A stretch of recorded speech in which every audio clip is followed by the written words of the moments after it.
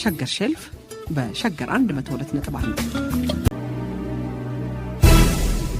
ጋዜጠኛው አባ ጆፌ ሽውሽዌ ብርክንፌ ከአደባባይ እስከ ጓዳ ካውላላ እስከ አንጋዳ ከቁር ሐሩር ከለምጠፉ ከሸለቆ ካፋፉ ከደፍ ጠረፍ ከች ከተፍ ጋዜጠኛው አባዲና በሽግሮች የምትዛክር በሺህ አይኖች የምታማትር ማን እንዳንተ የትም ደራሽ ምዕራፍ ገሳሽ ኬላ ደምሳሽ ከነገር ነገር ጨራሽ ከውጥን ውጥን ግቡን አሳሽ ማን እንዳንተ ስንቱን ባይኑ የሸለተ በትዝብቱ የሞገተ ማን እንዳንተ ገና ቀርበ ሳጨብጠው ላመል ያህል በቃኝኸው በሩቅ ድምጽህ የሚበረየው ሲቃይዞት የሚረደው ግንባርህን የሚፈራ አባ ድሃሪ አባ ሴራ ምን ያህል ነው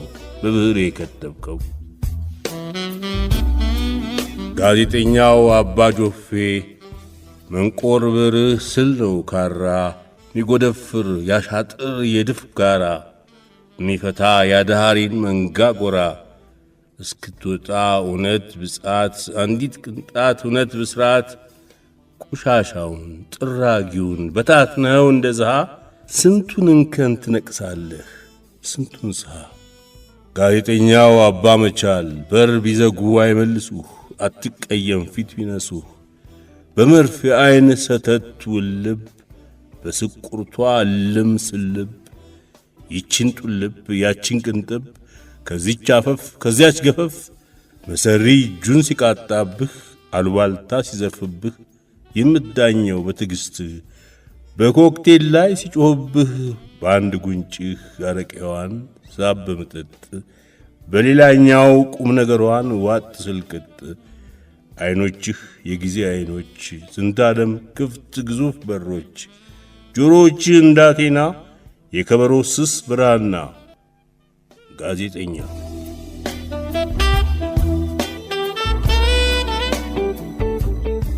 የሰማችሁት የሥነ ጽሑፍ ምሁሩን የባለቅኔና ጸሐፌ ተውኔት ደበበ ሰይፉን ጋዜጠኛው የሚሰኘውን ግጥም ነበር። ዛሬ የዓለም የሬዲዮ ቀን ነው። እንኳን ለዚህ ቀን አበቃችሁ። እንኳን በሰላም ተገናኘን። ውድ የሸገር ሼልፍ ቤተሰቦች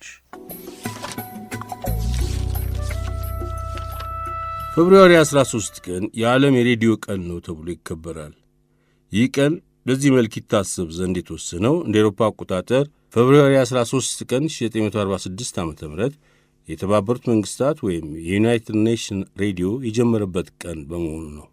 የዩናይትድ ኔሽን ሬዲዮ የዕለት ወሬዎችና ስለ ድርጅቱና በድርጅቱ ስር ስላሉ ተቋማት እንቅስቃሴዎች የሚያወሱ ተረኮችን ማስተላለፍ የጀመረበት ቀን የዓለም የሬዲዮ ቀን ተብሎ ተሰየመ።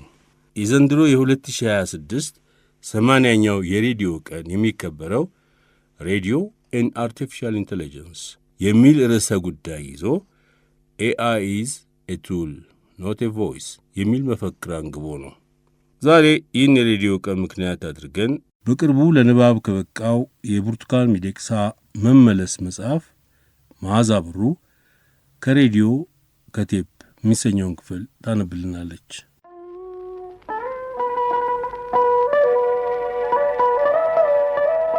ከሬዲዮ ከቴፕ እሁድ ጠዋት ከእሁድም ዳግማ ትንሣኤ ከዕለቱ በላይ እኔን ያፍነከነከኝ ግን ሌላ ነገር ነበር። ደስታዬን የበለጠ ላጣጥመው ብዬ ቤታችን እንግዳ ሲመጣ ለፍራሽ ማንጠፍ የሚዘረጋውን አዲስ የዘንባባ ሰሌን ወስጄ ግቢያችን ውስጥ በትልቁ ቤትና በታችኛው ቤት መሃል በኩባዎቹና ሁሌም ስሯሯጥ ከሚቧጨረኝ ጽጌረዳ አበባ ፊት ለፊት አስተካክዬ ዘረጋሁ። እንደገና ቤት ገብቼ ትራስ አመጣሁ። በሰሌኑ አንዱ ማዕዘን በኩል አደላድዬ ያስቀመጥኩት። ከዛ እሷን አምጥቼ በግራ በኩል በስተጠርዙ አኖርኳት። በቃ አዋቂዎች እንደሚያደርጉት በጀርባዬ ዥው ዘና ብዬ ተንጋለልኩ። ከዛማ የምታመጣልኝን መኮምኮም ምን ላድርግላት ግን ይሄ ሁሉ ደስታ በ60 ብር።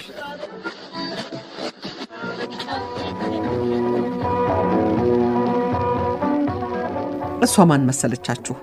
ሬዲዮኔ ናት። ወንድሜ አየዬ 10ኛ ክፍል እያለ በክረምት ረፍቱ በአባቴ በኩል ያክስቴ ልጅ ከሆነው ንጉሴ ወርዶፋ ጋር የቀን ሥራ ሰርቶ የገዛት ፊሊፕስ ሬዲዮ። እሁድ ፕሮግራምን ሁሌም ልቤ ተንጠልጥሎ የምጠብቀው ዝግጅት ቢሆንም የዛለታው የተለየ ነው። የዛሬ ዘመን ልጆች I am in the zone የሚሉት አይነት፣ አዋቂዎች ደግሞ የጤና ያድርግልኝ ብቻ የሚሉት እና ሬዲዮኔ ወደምትወስደኝ ሄዳለሁ። ራሴ ውስጥ ገብቼ ጠፍቻለሁ ማለት ይቻላል። ሰውነቴ ብቻ ሰሌኗ ላይ ይንከባለላል። በዚህ መሃል አንድ የሆነ መላእክተኛ ለካ ሳላየው ከጎረቤታችን ከትየ ሙሉ የነ ሰለሞን እናት ቤት ተልኮ መጥቶ ኖሮ አልፎኝ ወደ ላይ ቤት ገብቷል። ሰውየው አባባ አስራቱ ቤት ከወሊሶ ለአባቴ የተደወለውን ስልክ ተቀብሎ መልእክቱን አምጥቶ መርዶ ነግሯል። ወንድሞ አቶ ጉተማ ደሜ ስላረፉ በአስቸኳይ ለቀብሬ ድረሱ የሚል። ከዛማ ለቅሶ ተጀምሮ እናቴ መጥታ ሬዲዮኔን ጠረቀመችው። አዘንኩ። ደስታዬ 10 ከነበረ ባንዴ ወደ 0 ተፈጠፈጠ። እውነትም ለጤና ያድርግልኝ የሚሉት ወደው አይደለም። ጋሽ ጉተማ ግን ካልጠፋ ቀን ለምን እሁድ ይሞታሉ? ከሞቱስ ሚስታቸው ትዬ ሽብሬ ለምን በእሁድ ይደውላሉ እንደማለት ነው የዚያን ዕለቱን ንዴቴ በዛሬ ቋንቋዬ ሲተረጎም። ትንሽ ጸጸት ነገር ደግሞ ወዲያው ተሰማኝ። ሰሌኔ ላይ እንዳለሁ አጎቴ አይደሉ እንደ የሞቱት? ማልቀስም እኮ አለብኝ አልኩ በልቤ። እንዴት እንደሚለቀስ አላውቅም ነበርና ያ አልሆነም። የልጅነት ትውስታ አይዋሽም አይደል? ለጋሽ ጉተማ አምርሬ ያላዘንኩት ገሚሱም ለሕክምና መጥተው በነቀርሳ በሽታ በጣም ሲሰቃዩ ስላየሁ ጭምር ነው። ያኔ ነቀርሳ ካንሰር መሆኑን አላውቅም። ነቀርሳ ነው የሚባለው እኛ ሰፈር የኛዋ ዘንዬ በሐበሻ መድኃኒት ከነቀርሳ መዳናቸውም በሰፈርተኛው ተደጋግሞ የሚነገር ታሪክ። ለማናቸውም የሬዲዮን የመዘጋት እንደዛ ያንገበገበኝ ለዛ ቀን ብቻ ሳይሆን ገና 40 እስከሚወጣ ሬዲዮ በዞረበት ዝር እንደማልል ማንም ሳይነግረኝ ስላወቅኩም ጭምር ነው። ዛሬም የሬዲዮ አፍቃሪ ነኝ። በእርግጥ መርጬንም ሰማው። ቦስተን ስኖር የቦስተን ኤንፒአር፣ ዋሽንግተን ዲሲ ስኖር የዲሲ ኤንፒአር፣ አዲስ አበባ ስኖር ደግሞ የሸገር 102.1 ዋና አድማጭ ነኝ። በእርግጥ ሸገር የስደት ማዋዣዬም ጭምር ነበረች። በዚህ ዘመን የየትኛውንም ሀገር ሬዲዮ በፈለጉበት ሰዓት የሚያሰሙ 1000 መተግበሪያዎች ስላሉ እያማረጥኩ መስማት ብችልም የምኖርበት አካባቢ ሬዲዮኖች የሰፈሩን፣ የጉራንጉሩን፣ የመሬቱን፣ የውሃውን፣ የመብራቱን፣ የመንገዱን ሳንካ ወይም እመርታ ሰብስበው የሚያመጡትን ነገር በጣም ወደዋለሁ። እንደ አንድ ማህበረሰብ አንድ የጋራ ቦታ ላይ አብረን እንደሰፈርን፣ ብዙ ነገሮች እንደተጋራን፣ ባንገናኝም እንደተገናኘን ሆኖ እንዲሰማኝ ያደርጉኛል። ካደግኩ ከጎለመስኩ በኋላ ሬዲዮ ከብዙ መዝናኛዎቼ ከብዙ ማወቂያዎቼም አንዱ ነው። ልጅ ሆኜ ግን ከሰፈሬ ከፈረንሳይ ውጭ ያለውን ዓለም ማያዬ ያቺው ፊሊፕሴ ብቻ ነበረች። ዩኤፍኦ ስትል ዩኤፍኦ ብዬ፣ ቢልሃርዚያ ስትል የአክሊሉ እንዶድ ብዬ፣ ትምህርት ቤት የማላገኘውን ሌላ የሳይንስ እውቀትም ስታቀርብልኝ ልቅም አድርጌ መጥጥ። ሬዲዮን የመቸስ የማታመጣው የለ። አንድ የዓለም ሁላ ፕሉቶ ከሚባለው ፕላኔት ተነስታ በ70 ዓመት አንዴ ምድርን የምታቋርጠውን ኮሜት ተወርዋሪ ኮከብ ለማየት በባይኖኩላር አጮልቋል አለችኝ። በዚያን ዘመን ባይኖኩላር ያለው ሰው አዲስ አበባ ይኖራል ብዬ ፈጽሜ አላሰብኩም። ታዬ የሚባል ጠበቃ በዘመኑ በከተማው ረጅሙ ከነበሩት የ4 ኪሎዎቹ መንታ ህንፃዎች ላይ ባለ አፓርትመንት ውስጥ ሆኖ ሀሌ ኮሜትን እንዳያት በ1998 እስኪነግረኝ ድረስ እኔም ባይኔ በብረቱ ባላያትም እድሜ ለሬዲዮኔ ልቦናዬ አይቷታል። ስላየኋትማ ነው በ1997 የልጅና የቅንጅት ፍቅር ተደራርቦብኝ የምሆነውን ሲያሳጣኝ ልጄን በአደባባይ ቅንጅትን ደግሞ በውስጤ ሀሌ ብዬ ሰየምኳቸው። የማይደገሙ ድንቆቼ እንደሆኑ ለመግለጽ። ቡችላዬ በጣም የምወደው ቅጽል ስሟ ነው። በዓለም ላይ ስትኖር ልይትና ፍንጥቅ ብላ እንድትኖር ለመመኘትም ምናቤ የከሰተልኝ ብቸኛ ስያሜ ሀሌ ነበር።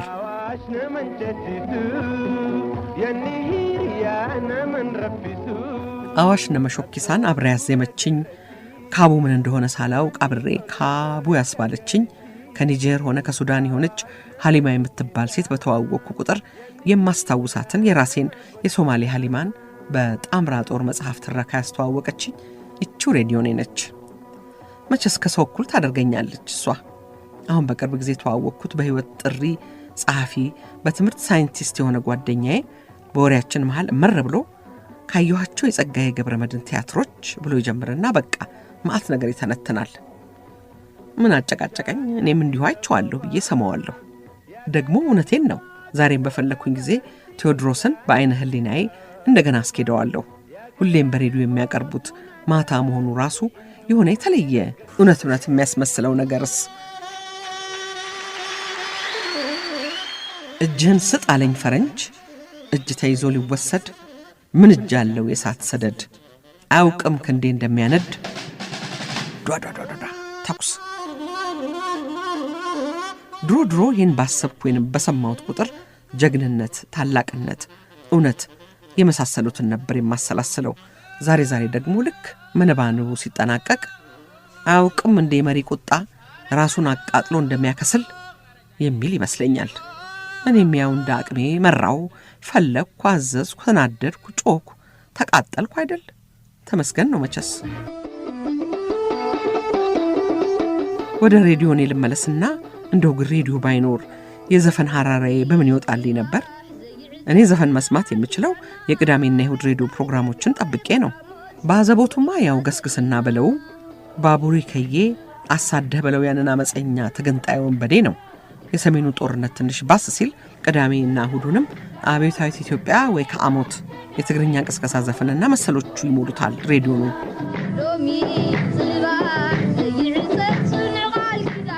እኛ ሰፈር ይሄ ፓናሶኒክ ናሽናል ምናምን የሚባል የዛ ዘመን ቴፕ የነበረው ቤተሰብ በጣም ጥቂት ነው። እንዲያውም ከዚያ ጋር የተገናኘ አንድ በጣም አሳዛኝ ገጠመኛለኝ። ነገሩ የሆነው ማትሪክ ወስጄ የምሰራው አጥቼ ሰፈር ለሰፈር ስዞር ነው በ1983። ምን ይሆናል የራሱ መኝታ ቤትና ቴፕ ካለው የሰፈራችን የሀብታም ልጅ ጋር ጓደኝነት መቅጠም። እሱም ማትሪክ ወስዶ እንደኔው ውጤት ጠባቂ ነበር። አንዱን ቀን ካሴት ይዤ ከቤት መውጣት። በእናትህ እናንተ ቤት ገብተን ይህን ካሴት እንስማ። የማን ካሴት ነው? የከበደ አጃሙ። አላውቀውም። ትወደዋለህ? ጉራግኛው በተለይ በጣም ቆንጆ ነው። እሺ የከበደ አጃሙን ዘፈኖች አብረን እናዳምጥ ማለቴ እሱን ለመዳራት የፈጠርኩት መላ መስሎታል። ከግንድ ያዳራውና መራገም ለመተው ለራሴ ቃል ብገባም ይህን ሰው መርገም ግን ከጽድቅ ይቆጠራል። አልጋው ራስጌው ወደ ምስራቅ ሆኖ ከበሩ ፊት ለፊት ግድግዳውን ታኮ ነው የተዘረጋው። መደበኛ የባልና ሚስት አልጋ ነው፣ ሜትር ከ20 የመጨረሻ ገገማ ነው መቸስ። ቢያንስ በመጣሁበት የዘፈን ጉዳይ እስክዘናጋ ቁጭ ብሎ አሳቻ ሰዓት እንኳን አይጠብቅም። ትንሽ አያባብልም። ገና እንደገባም በሩ በኋላ ይዘግቶ አንገቴን እንቅ አልጋው ላይ ውርውር። ራሴ ወድጄን ብቀመጥኩ ከክፍሉ ውስጥ ወንበር ስለሌለ አልጋው ላይ ነበር የምቀመጠው። በሰፈሬ ከቶም ያጋጥመኛል ብዬ ያልገመትኩት ነገር እየሆነ ነው። አንተ ረፍ እንጂ ካልጋው የተነሳው ምን በወጣው እሱ ወደ ተነሳውበት አልጋ ጅብ አድርጎ እንደገና ውርውር። ውስጤ የሆነች ደፋር ሴትዮ አለች። እሱ ግድንግድ ቢሆን እኔ ደግሞ ልቤ ተራራ ነው። ብታርፍ ይሻልሃል እላለሁ እንደገና እየቆምኩ ያቅሜንም እየተገፋተርኩ። ኃይለኛ ትግል እና ጭቅጭቅ። ልጃገረድ ነኝ ትይ ይሆናል እንዴ? ምን ለማለት ፈልገህ ነው? እገሌስ እያለ ዘረዘራቸው። እንዴ እነሱ እኮ ወንድሞቼ ናቸው የሚባል ነገር የለም። የሚባል ነገር ግን ነበረ፣ አሁንም አለ። የዘንዬ እህት ልጅ ገዛኸኝ አደቴ ይመስክር፣ ይትባረክ በቀለ ዶዮ ይናገር። ስንት ቀን ራስጌና ግርጌ ከኔ ጋር ያደሩት የማይዛመዱኝ ወንድሞቼ እና ልጃገረድስ ባልሆን አላፊ አግዳሙ የሚቀነጥሰው የባቄላ እሸት መሰለህ እንዴ ብለው ኖሩ ብዬ እቆጫለሁ። ምን ያደርጋል፣ አሁን ነው ቃላት የቻልኩት። ያኔ ድፍረት ብቻ ነው። የጋራ ጓደኞቻችን ደግሞ ብዛታቸው እኮ ትነግርብኛለች አይልም። እሱም ሲገፈትረኝ እኔም ስነሳ መጨረሻ ላይ በጸባይ ይሻልሽም አለ። ወንድ ነሃ ምን ልታመጪ? እሪ ብዬ ጮኻለሁ። እንደማደርገው ገባው መሰለኝ። ተስፋ በመቁረጥ አልጋው ላይ ተዘረረ። የበሩን መዝጊያም ለቀቀልኝ። ፊቱ በጉምጀታ ይሁን በእፍረት እንጃለት ሊያጓራ የደረሰ አውሬ ይመስላል።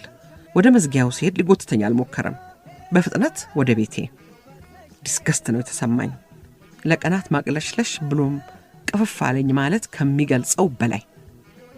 ለምንድን ነው ግን ለሰው ሁሉ ነገር የፈረንሳይ ምድር ላይ መግቢያ መውጫ ያላሳጣሁት? የሰፈራችን ሰው ሌላ ጊዜ ተባብሮ ባለጌን በኩርፊያና በግልምጫ ልክ የሚያገባበት መንገድ ለዚህ ጉዳይ ጥቅም ላይ አይውልም ብዬ ይሆን? እሱ ወጥ በረገጠው እኔ ያፈርኩለት እፍረት።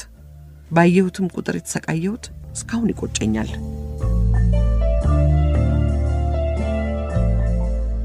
ደግሞ በዚህ ሁሉ ውስጥ ከሌሎች ጓደኞቻችን ጋር ስንሆን እንዳያስታውቅብኝ ይህን የማይረባ ሰውዬ እንደ ደህና ሰው ሰላም ማለት አለብኝ። ያ ደግሞ የባሰ ያንገሸግሸኝ ጀመር። ይቀለኝ እንደሁ ብዬ ለአንዱ የጋራ ጓደኛችን ነገርኩት። በጣም ያሳዝናል ከሚል መግቢያና ማብራሪያ ጋር የጠበቅኩትን ያህል አልተንገበገበልኝም። ታዲያ በቅርቡ ይህንኑ ጓደኛዬን በአጋጣሚ አግኝቸው ይህን የነገርኳችሁን ታሪክ መልሼ አነሳሁበት። መቼ? ማን? ለእኔ ነግርሽኛል? እርግጠኛ ነሽ? እያለ እንደገና አዳረቀኝ። መንገር ስለ ሴት ወዳጅ ነበር። ምን ዋጋ አለው? እኔ ሃይስኩል ከገባሁ በኋላ ከሰፈሬ ብዙ የሴት ጓደኞች አልነበሩኝም። እውነት ለመናገር ድጋሜ ሕይወቴን ብኖር ከማሻሽለው ነገሮች አንዱ ይሄ ነው፣ ከሴቶች ጋር ጓደኝነት አጥብቆ መያዝ።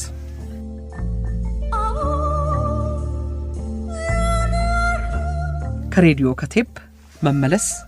የብርቱካን ሚደቅሳ ቦጌ ትውስታዎች